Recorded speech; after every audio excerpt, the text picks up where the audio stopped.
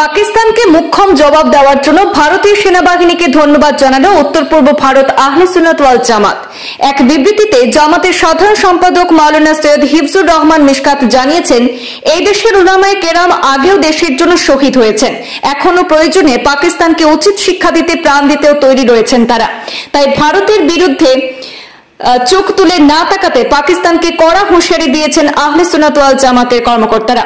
শোনাই এই অনুষ্ঠানে এভাবে পাকিস্তানের বিরুদ্ধে কড়া মন্তব্য করলেন আহলে সুন্নাতের সাধারণ সম্পাদক মাওলানা সৈয়দ হিফজুর রহমান মিশকাত। জানাইতাম স্যার যে এই মেসেজটা দিতাম স্যার যে উত্তর পূর্বাঞ্চল আহলে সুন্নাত ওয়াল জামাতে এই ভারতীয় সেনার পক্ষে আগেও ছিল এবং এখনো আছে।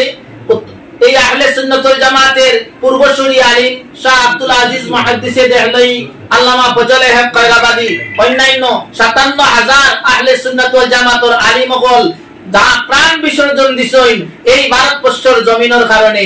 এখনো পর্যন্ত আমরা হিন্দুস্তানের জমিনও প্রত্যেকটা মুসলমান আহলে সুন্নাত ওয়াল জামাতের মানুষ পাঁচবার এই হিন্দুস্তানের জমিনের উপরে আমরা মাথা রাখিয়া আল্লাহ সুবহানাহু ওয়া তাআলার সিজদা করি।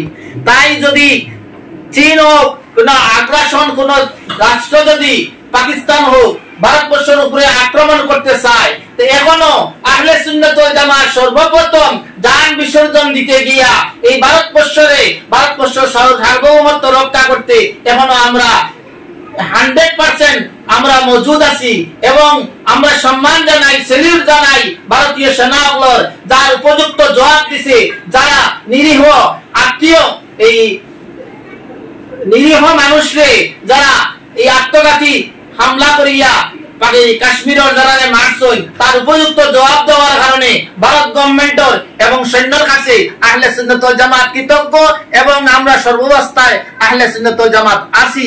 এই মেসেজটা আমরা ভারত গভর্নমেন্টের কাছে পৌঁছাই দিতে চাই যে নর্থ ইস্ট আহলে সুন্নাত ওয়াল জামাতের পক্ষ থেকে আমরা আপনারা সম্মান জানাইয়ার এবং আমরা আছি, আপনারা আশা রাখবা আমরা সর্বাবস্থায় হিন্দুস্তানের সৈন্যের সঙ্গে, হিন্দুস্তানের আর্মির সঙ্গে, হিন্দুস্তানের যে কোনো প্রতিনিধির সঙ্গে আমরা অবশ্যই থাকবো ইনশাআল্লাহ। এটাই আহলে সুন্নাত ওয়াল জামাতের প্রতিশ্রুতি।